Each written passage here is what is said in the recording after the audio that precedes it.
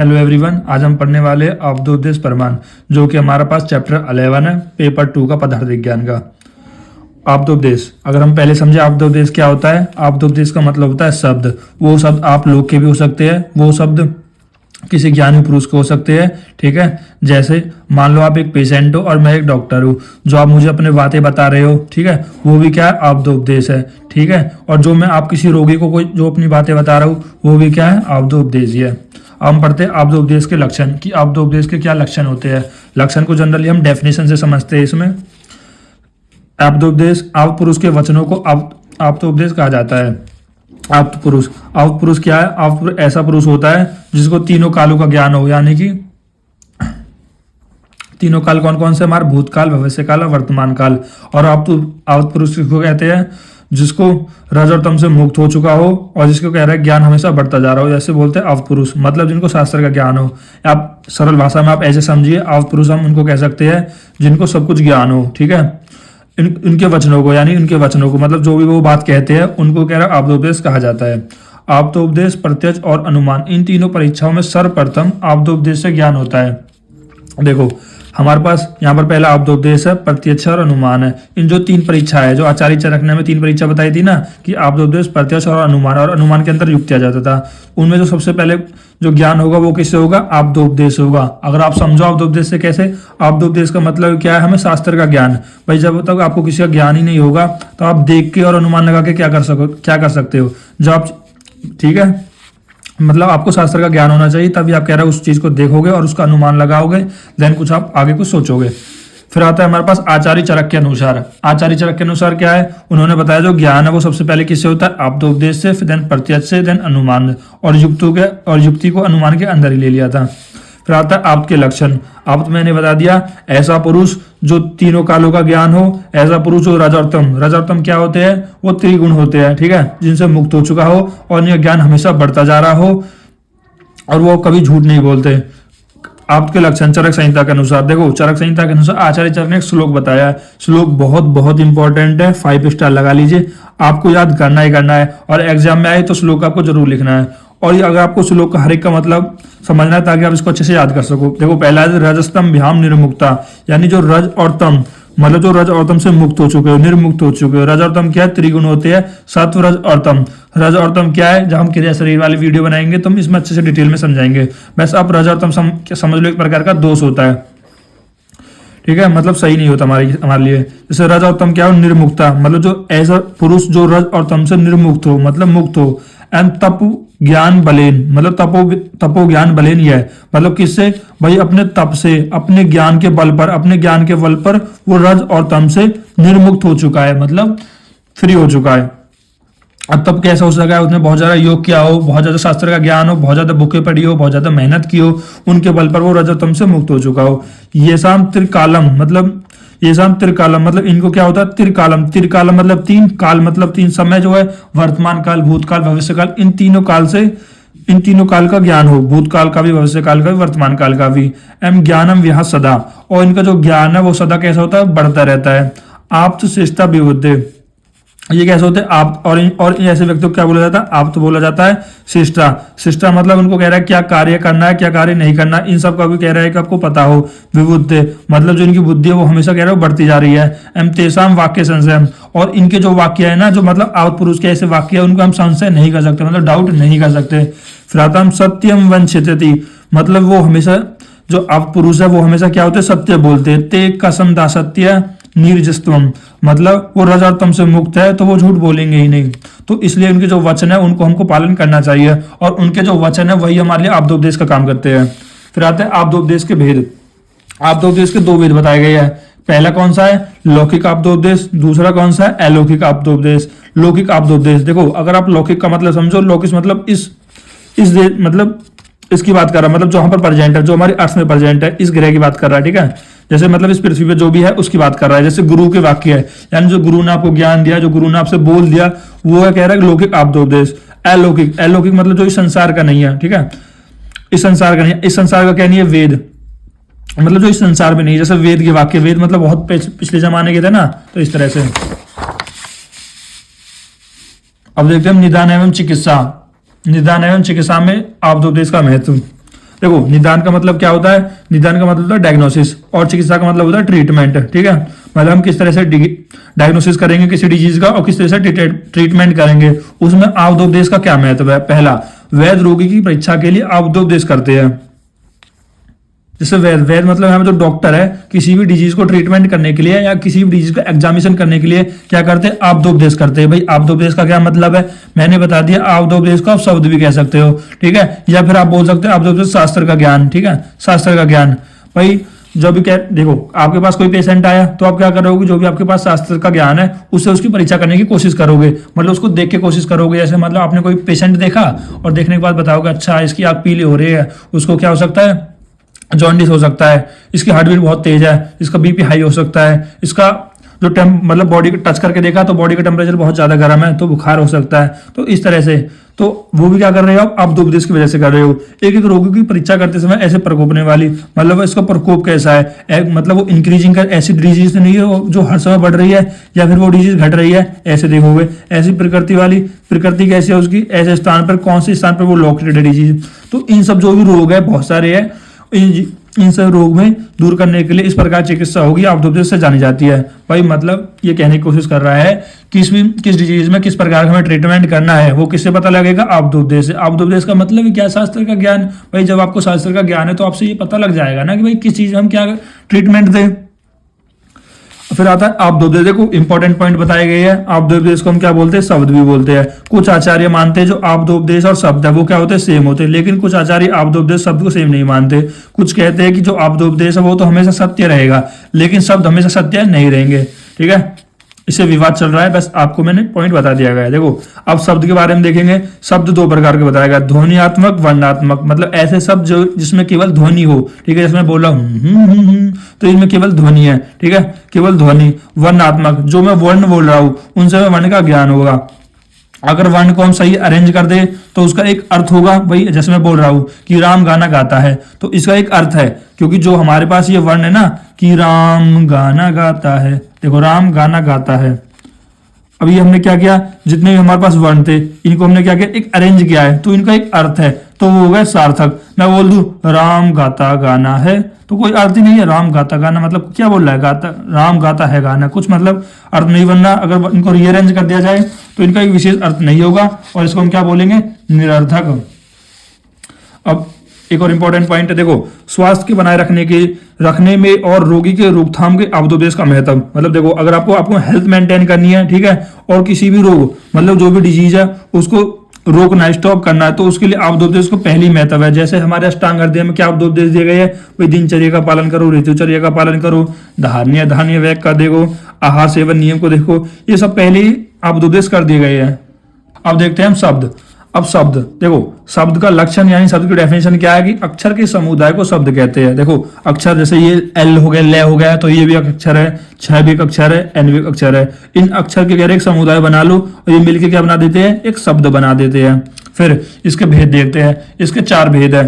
पहला दृष्टार्थ, दूसरा अदृष्टार्थ, तीसरा सत्य, चौथा अनर्थ। कैसे याद रखोगे, देखो इसकी ट्रिक कैसे बताई मैंने कि आप ऐसा रख सकते हो कि दुष्ट असुर शब्दों को सत्य बोलो नहीं तो अनर्थ हो जाएगा। ऐसा रखते, दुष्ट असुर शब्दों को सत्य बोलो नहीं तो अनर्थ हो जाएगा। इसमें शब्द भी आ जाएगा, चार भी हो जाएंगे। तो दुष्ट दृष्टार्थ, असुर से अदृष्टार्थ, और शब्द से शब्द, और सत्य से सत्य, और अनर्थ से अनर्थ। अब हम पहला देखते दृष्टार्थ। भाई देखो नाम से समझो, दृष्टार्थ मतलब जिनको हम अपनी दृष्टि से देख सकते हैं। ऐसे वाक्य मतलब जिनको हम प्रत्यक्ष कर सकते हैं। मतलब ऐसे वाक्य हम बोल रहे हैं या एक ऐसा सेंटेंस बोल रहे हैं जिनका एक ऐसा मतलब है जिनको आप प्रत्यक्ष कर सकते हो। ऑब्जेक्ट ऑफ साइट, जैसे जो वाक्यों में वर्णित विषयों को इंद्रियों द्वारा ग्रहण किया जा सकता है उसे हम बोलते हैं दृष्टार्थ। मतलब जो भी मैं बोल रहा हूँ ये पेंसिल है, ये एक पेंसिल है, मेरे वाक्यों से क्या है, मेरे वाक्य इस चीज को ग्रहण कर सकते हैं। कैसे ग्रहण करेंगे, प्रत्यक्ष मतलब आंखों से देख सकते हैं ना, आंखों से करेंगे तो वो होगा दृष्टार्थ। मैं बोल दूं, जैसे मैं बोल दूं कि मृत्यु के पास पुनर्जन्म होता है, तो ये तो मेरी इंद्रिय ग्रहण नहीं कर सकती क्योंकि उन्होंने देखा ही नहीं है। या फिर मेरे शरीर को वेदना होती है, वो भी मेरी इंद्रिय ग्रहण नहीं कर सकती। मतलब दृष्टार्थ में वो है जो वाक्य मैं बोल रहा हूँ जो इंद्रियों द्वारा ग्रहण हो जाए। इंद्रियों कौन कौन सी इंद्रिया है भाई, आपकी चक्षु इंद्रिया हो सकती है, ठीक है, आपकी नाक से यानी स्मेल से पता कर सकते हो किसी चीज को टच करके, ठीक है, या फिर किसी चीज को सुन के, तो श्रोत्र इंद्रिय जो हमारी इंद्रिय, इनसे जब भी कह रहा है ग्रहण कर सके, तो वो होता आ जाता है दृष्टार्थ में। अब जिस चीज का आप प्रत्यक्ष कर सकते हो, मतलब जिस चीज को आप देख सकते हो, उसका आप अनुमान भी लगा सकते हो। उदाहरण कि दोष की उत्पत्ति के 3 कारण होते हैं। कौन कौन से? आसक्त में इंद्रिय सहयोग, आसात में इंद्रिय सहयोग। कहने का मतलब ये है, जब आप इंद्रियों को अच्छी तरह से यूज ना करो तो वो रहता है आसक्त में इंद्रिय सहयोग, फिर रहता है प्रज्ञापराध, फिर रहता है परिणाम। ठीक है, अब इनको हम क्या कर सकते हो? इंद्र द्वारा ग्रहण कर सकते हैं। तो ये किसका एग्जाम्पल होगा? दृष्टार्थ। फिर आता है अदृष्टार्थ। अदृष्टार्थ में क्या आ गया? मतलब जो भी वाक्य मैं बोल रहा हूं, जैसे मैंने बोला ना कि मृत्यु के पास पुनर्जन्म होता है, तो ये जो मैंने वाक्य बोला क्या इंद्रियों के द्वारा ग्रहण हो रहा है? भाई मृत्यु के पास पुनर्जन्म नहीं हो रहा है, तो वो किस में आ जाता है? अदृष्टार्थ। ये तो एक कॉमन एग्जाम्पल है, ऐसे बहुत सारे एग्जाम्पल हो सकते हैं। जैसे मृत्यु के बाद वेदना होती है, या फिर मृत्यु के बाद लोग स्वर्ग में जाते हैं, नरक में जाते हैं, वो भी इंद्रियों के द्वारा ग्रहण नहीं हो रहा। तो जो भी चीज ग्रहण नहीं हो रही वो किसके अंदर आ जाती है? अदृष्टार्थ। फिर आता सत्य। सत्य मतलब जो सत्य है, भाई जो सब जैसा कहा जाए वैसा ही हो। अब ऐसा कौन सा शब्द है? जैसे मैं बोल दूं जल, तो जल ही रहेगा। या फिर आयुर्वेद के उपदेश, मतलब जो आयुर्वेद के उपदेश, आयुर्वेद के क्या उपदेश है? भाई आयुर्वेद ने जो बताया ना कि भाई 6000 साल पहले, 7,000 साल पहले बताया कि जड़ी बूटी ये काम करती है, तो आज ही वो जड़ी बूटी वही काम कर रही है। ठीक है। फिर आता अनर्थ। अनर्थ का मतलब है झूठ बोलना, मतलब जो सत्य के विपरीत है। जैसे मेरे शरीर को वेदना होती है, भाई मेरे शरीर को वेदना होती है, वो तो झूठ हो गया ना, ये हो गया। देखो अब इसमें एक इंपॉर्टेंट पॉइंट है क्या, कि जब अक्षर और अक्षर मिलेंगे तो शब्द बन जाएगा, शब्द में शब्द जुड़ जाएगा तो पद बन जाएगा, पद में पद जुड़ जाएगा तो क्या बन जाएगा? वाक्य। ध्यान रखना। बात करते हैं शब्द वृत्ति। शब्द वृत्ति, देखो पहले क्या पढ़ा हमने? शब्द पढ़ा। अब वाक्य के अर्थ को बताने वाली शक्ति को शब्द वृत्ति कहते हैं। देखो ये देखो वाक्य कब बना? भाई जब शब्द अक्षर से अक्षर शब्द बना, और शब्द से शब्द हमारे पास क्या बने? पद बने, पद से पद वाक्य बने। अब जो भी एक सेंटेंस, वाक्य का एक सेंटेंस समझो, जो भी एक सेंटेंस बन रहा है उसका जो भी अर्थ है, वो अर्थ को कौन बता रहा है? अर्थ को एक ऐसी शक्ति बता रही है, उसी को हम शब्द वृत्ति कहते हैं। जैसे मैं बोल दूं कि राम और शाम पढ़ते हैं, राम और शाम क्या करते हैं? पढ़ते हैं। तो वो क्या करते हैं? वाक्य का अर्थ की शक्ति है ना भाई, राम और शाम क्या कर रहे हैं? पढ़ते हैं। तो वाक्य के अर्थ को बताने वाली शक्ति को ही शब्द वृत्ति कहते हैं। जैसे 4 भेद होते हैं। पहला अभिधा, लक्षण, व्यंजन, तात्पर्य, व्याख्या। कैसे याद कर सकते हैं? इसकी भी ट्रिक है, टेबल से याद कर लो भाई। टी से तात्पर्य व्याख्या, ए से क्या हो जाएगी? अभिधा, बी से क्या हो जाएगा? व्यंजन। देखो यहाँ पर वी ना कर बी कर दो, व्यंजन। और एल से क्या हो जाएगा? लक्षण। और ई का कोई यहाँ पर रोल नहीं है। अभिधा। अब अभिधा को समझो भाई। अभिधा का मतलब क्या है? अभिधा का मतलब एक लिटरल मीनिंग, मतलब जो मैंने बोला है उसको सिंपल लैंग्वेज में लो, ना कि कोई अदर लैंग्वेज में। जैसे जब किसी शब्द का सामान्य अर्थ में प्रयोग होता है तब वहां उसकी अभिधा शक्ति व्यक्त होती है। भाई शब्द वृत्ति का मतलब समझे? जो वाक्य मैं बोल रहा हूँ उसकी, मतलब जो वाक्य मैं बोल रहा हूँ उसके अर्थ को बताने वाली। जैसे मैं क्या बोलना चाह रहा हूँ? मैं बोलना चाह रहा हूँ कि तुम पागल हो, तो इसका शब्द क्या होगा? तुम पागल ही हो। समझ रहे बात को? वाक्य का अर्थ को बताने वाली, भाई जो भी वाक्य का अर्थ है। जैसे आप क्या करते हो, इंग्लिश में कोई शब्द है उसको आप हिंदी में बनाते हो, तब आप वाक्य के अर्थ समझते हो। ठीक है, तो वो भी क्या है? शब्द वृत्ति है। अब यहाँ पर उसमें 4 तरीके से हो सकता है। जैसे अभिधा, मतलब किसी शब्द जो मैं बोल रहा हूँ उसको एक सामान्य लैंग्वेज में लेना। जैसे यहाँ पर एग्जाम्पल दिया, सिर पर चढ़ना, सिर पर चढ़ाना। अब सिर पर चढ़ाने का मतलब यहाँ पर ये है, एक सामान्य है। समझो बात को, जब किसी शब्द का सामान्य अर्थ में प्रयोग होता है, मतलब सामान्य अर्थ में प्रयोग होता है। जैसे मैं बोल रहा हूँ सिर पर चढ़ाना, यहाँ पर सिर पर चढ़ाने का मतलब ये है कि कोई कुली है, उसने अपने सिर पर क्या है? कोई वजन चढ़ा लिया, किसी का सूटकेस चढ़ा लिया। इसका मतलब सिंपल ये है। इसका मतलब ये नहीं है कि बाप ने बेटे को सिर पर चढ़ा लिया। सिंपल लैंग्वेज, अभिधा। फिर था लक्षण। अब लक्षण का मतलब क्या है? जब किसी शब्द का सामान्य अर्थ नहीं है, अन्य अर्थ है। जैसे तलवारें मैदान में आ गई। अब तलवारें मैदान में आ गई का मतलब ये नहीं है कि तलवारें खुद चल के भाई मैदान में आ गई। इसका मतलब ये है जो तलवार मंद सिपाही है ना, वो कहाँ आ गई? मैदान में आ गई। या फिर मैं ऐसे बोल दूं कि कुटी गंगा पे है, कुटी गंगा पे है, तो इसका मतलब ये नहीं कि गंगा के ऊपर कुटी है। इसका मतलब ये नहीं है कि गंगा के समीप कुटी है। समझ रहे हो बात को? जैसे आपके दोस्त भी होते हैं, वो डुअल मीनिंग में बात करते हैं ना, बस वही है वो लक्षण। फिर आता है व्यंजन। व्यंजन में क्या है? जब अभिधा और लक्षण इन दोनों का अर्थ ही ना हो, मतलब जो भी वाक्य में बोल रहा हूं या जो भी शब्द का सामान्य अर्थ ना है, मतलब जो भी मैं शब्द बोल रहा हूं ना उसका अभिधा का अर्थ है ना उसका लक्षण का अर्थ, एक तीसरा ही अर्थ है। जैसे भाई किसी का बच्चा है जो एग्जाम में फेल हो गया है, जब एग्जाम में फेल हो जाएगा तो पापा वगैरह क्या करते हैं? खिंचाई करते हैं। कैसे खिंचाई करते हैं? अरे तुम फेल हो गए, अरे वाह बेटे वाह, तुमने तो बहुत अच्छा काम किया, तुम तो मेरा नाम रोशन करोगे। वो समझ जाता है कि पापा मेरी खिंचाई कर रही है, और वो वहां से उठ के चला जाता है। तो यही तो कह रहा है, जब अभिधा और लक्षण मतलब तीसरा कोई अन्य ही अर्थ बोध होता है तो उसको हम बोलते हैं व्यंजन। फिर आता तात्पर्य व्याख्या। तात्पर्य व्याख्या का मतलब क्या है कि एक शब्द के अनेक अर्थ, एक शब्द के अनेक अर्थ। कहते हैं ना, जैसे कभी कभी दोस्तों में क्या हो जाती है, मिसअंडरस्टैंडिंग हो जाती है, उसका कहते हैं कि मेरा कहने का मतलब ये नहीं था कि इस शब्द का वो मतलब था। जैसे सेंधव, सेंधव, अब सेंधव क्या है, सेंधव शब्द के दो अर्थ है, सेंधव नमक भी होता है और सेंधव घोड़े को भी कहते हैं। तो हो जाता है तात्पर्य व्याख्या। अब हम बात करते हैं शक्ति ग्रह की। पहले क्या देखा था, शक्ति वृत्ति, मतलब वृत्ति से आप समझोगे यहाँ से वाक्य के अर्थ को। देखो समझ रहे बात को, देखो जब शब्द वृत्ति आए तो यहाँ पर आपको ध्यान रखना, वे का मतलब है वो चीज वाक्य के अर्थ को बताने वाली है। फिर शक्ति ग्रह, प्रत्येक पद का अर्थ उसमें आश्रित शक्ति को शक्ति की सहायता से उजागर होता है, यानी कि जो प्रत्येक पद को जो बोलने की जो शक्ति है वो उसी के अंदर होती है, ठीक है, उसको हम क्या बोलते हैं, शक्ति ग्रह। पद के अर्थ का बोध होना, ठीक है, जो कि हमारे पास 8 प्रकार से है। 8 प्रकार कौन से, व्याकरण, व्याकरण पहला, दूसरा उपमान, तीसरा कोश, आप्तवाक्य, व्यवहार, वाक्य शेष, विवृति अंश, स्त्रीधिया। देखो अगर आप जनरली नाम याद कर लोगे तो काम बन जाएगा, ठीक है, पर लेकिन मैं आपको क्या करता हूँ, इनकी डिटेल में समझाता हूँ इनको। आपको शक्ति ग्रह देख लेना है।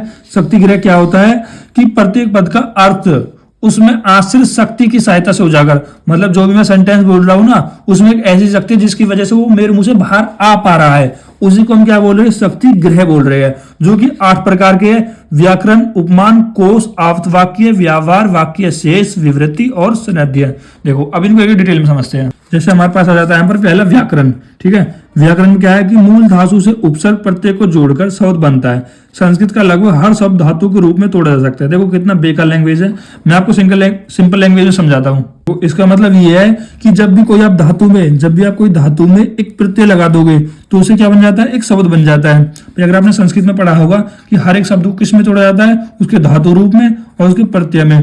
तो धातु में जब आप प्रत्यय जोड़ दोगे तो एक शब्द बन जाएगा, इतना आपको ध्यान रखना है, ठीक है। जैसे यहाँ पर उदाहरण दिया है पक्ता, पक्ता जो शब्द है वो पच धातु प्लस त्रिच प्रत्यय, इन चीजों से मिलकर बना है। आपको याद क्या रखना है इसमें, आपको याद रखना है ये वाला पॉइंट। इसमें ये वाला पॉइंट क्या है कि व्याकरण का ज्ञान होने से शब्द का अर्थ ज्ञान हो सकता है। यदि आपको व्याकरण का ज्ञान है तो उस शब्द का क्या अर्थ है वो भी आपको हो सकता है। फिर हम बात करते हैं उपमान की। दूसरा है उपमान। उपमान क्या है, जब किसी अप्रसिद्ध वस्तु का अन्य प्रसिद्ध वस्तु से तुलना करना उपमान कहलाता है, ठीक है। जब आप उपमान वाला चैप्टर पढ़ोगे तो उसमें एग्जांपल दे रखा है, जैसे धनुस्तंभ रोग होता है ना। धनुस्तंभ रोग मतलब जब टेटनस की वजह से जो आपकी बॉडी है वो कॉन्ट्रैक्ट हो जाती है और आपकी जो बॉडी का शेप है वो धनुष की तरह हो जाता है, तो वही है। जैसे किसी अप्रसिद्ध वस्तु का अन्य प्रसिद्ध वस्तु से तुलना करना उपमान कहलाता है। एग्जाम्पल वही दिया गया है, धनुष की तरह जिस शरीर की आकृति हो जाती है उसे धनुर्वात टेटनस है। धनुर्वात को क्या बोलते हैं, टेटनस कहते हैं। यहाँ जिसने धनुर्वात के रोगी को नहीं देखा है उसे भी धनुर्वात के रोगी की अवस्था का ज्ञान हो जाता है। यदि उसने धनुष देखा है तो अंत उपमान का ज्ञान होने से शब्द का भी अर्थ ज्ञान हो सकता है। आपको ये चीज याद रखनी है, यदि आपको उपमान का ज्ञान है तो उसे उपमान का ज्ञान होने से आपको शब्द का अर्थ ज्ञान हो सकता है। जैसे मैं बोल दूं भाई, जैसे मैंने बोल दिया कि धनुर्वात, धनुष बोल दिया, अब धनुष से आपको कैसे धनुर्वात याद होगा, कैसे आपको धनुष से धनुर्वात होगा। देखो धनुर्वात क्या है, एक डिजीज है जो कि टेटनस वाली एक डिजीज है। और धनुष क्या है, धनुष आप जानते हो किस तरह से होता है, जिसे हम तीर कमान छोड़ते हैं। तो वही बोल रहा है, यदि आपको उपमान का कह रहा है, यदि आपको उपमान का ज्ञान है तो सबका भी अर्थ ज्ञान हो जाएगा। कैसे, जैसे कोई पेशेंट है, वो पेशेंट बोल रहा है कि सर मेरा हार्ट कट गया था और मुझे टेटनस हो सकता है, तो वो बोलेगा अगर आपको टेटनस होगा तो आपने धनुष का शेप देखा है ना, तो उस तरह से आपका भी शेप हो जाएगा, ठीक है। उसने वो नहीं देखा कि क्या धनुर्वात एंड टेटनस की में क्या होता है, लेकिन उसने धनुष देखा है तो उसका ज्ञान ना होते हुए उसको चीज का ज्ञान हो जाएगा। तो वही बोल रहा है कि अगर आपको उपमान का ज्ञान होने से शब्द का ज्ञान हो सकता है। तीसरा आपके पास कोश। कोश में क्या है कि एक शब्द के अनेक पर्यायवाची शब्द होते हैं। कोश की सहायता से पर्यायवाची शब्द से मूल शब्द को जाना जा सकता है। यानी कि कहने का मतलब ये है, जैसे आपका नाम है ना कि राम शाम काम, जैसे आपके बोल दो चिंटू मिंटू पिंटू, जो भी आपको घर पे बोलते हैं, जैसे अपने घर पे किसी ने पिंटू बोल दिया तो आप समझ जाओगे वो चिंटू को ही पिंटू बोल रही है। तो वही बात है कि गंगाधरी शक्तिमान है। जैसे एक शब्द के अनेक पर्यायवाची है ना भाई, अगर आपसे मदन, मैं आपसे बोल दूं कराहट एवराट, आपको पता ही नहीं लगेगा भाई सर ने क्या बोल दिया। लेकिन अगर आपको इनकी पर्यायवाची पता है, अरे कराहट और गराट तो मदन के ही है, मदन के पर्यायवाची है। और मदन क्या होता है, हमारे पास मदन फल, वही जो वमन कराने में श्रेष्ठ होता है, ठीक है।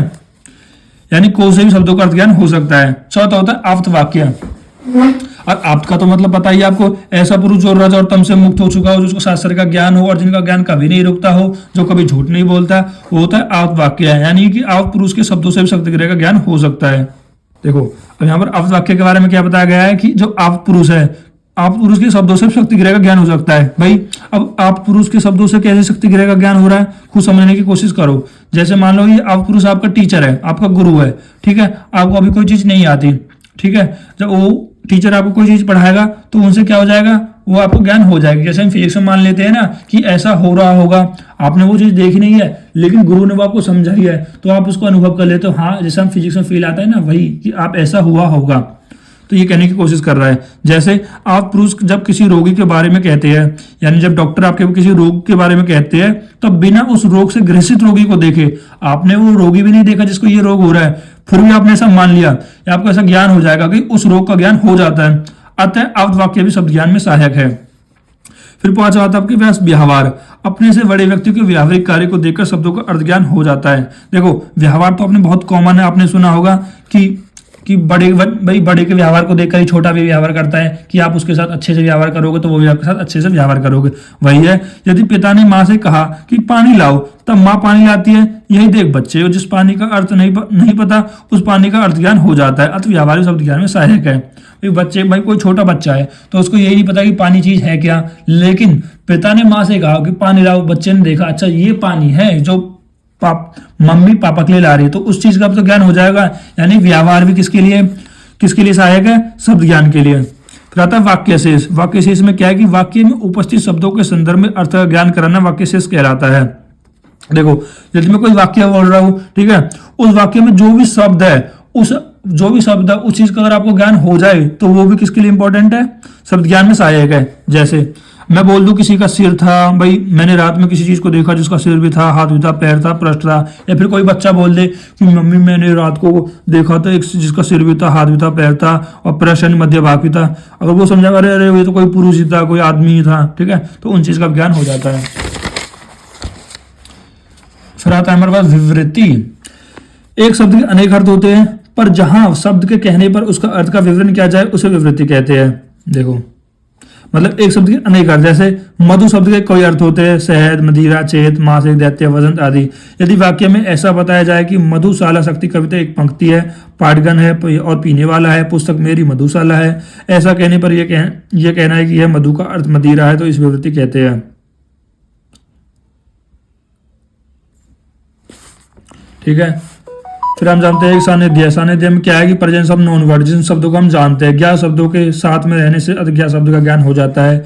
मतलब कहने का मतलब वही है, जो शब्द आपको ज्ञात है, ठीक है, और उसके साथ में रहो तो अज्ञात शब्दों का ज्ञान हो जाता है। प्रसिद्ध शब्द से अप्रसिद्ध शब्द का ज्ञान किया जाता है।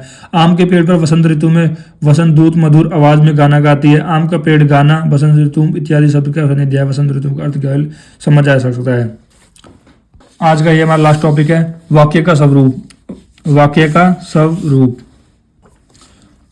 देखो, पद का समूह। पद क्या होता है, वही है कि शब्द अक्षर मिलकर शब्द बनाते हैं, सब शब्द मिलके कोई पद बना देते हैं। वही पद के समूह दो या दो से अधिक जिसका सार्थक अर्थ निकलता है उसे वाक्य कहते हैं। भाई वाक्य तो वही है जिसका एक सार्थक अर्थ निकले। जैसे वाक्य है अर्थ ज्ञान हेतु। वाक्य का अर्थ के जो ज्ञान के तीन कारण होते हैं। भाई किसी वाक्य का जो अर्थ निकल रहा है, यानी किसी वाक्य से हमें कोई ज्ञान हो रहा है, तो उसके क्या क्या कारण है, उसके तीन कारण है, आकांक्षा, योग्यता और सन्निधि। आकांक्षा मतलब एक पद का दूसरे पद के साथ संबंध होता है।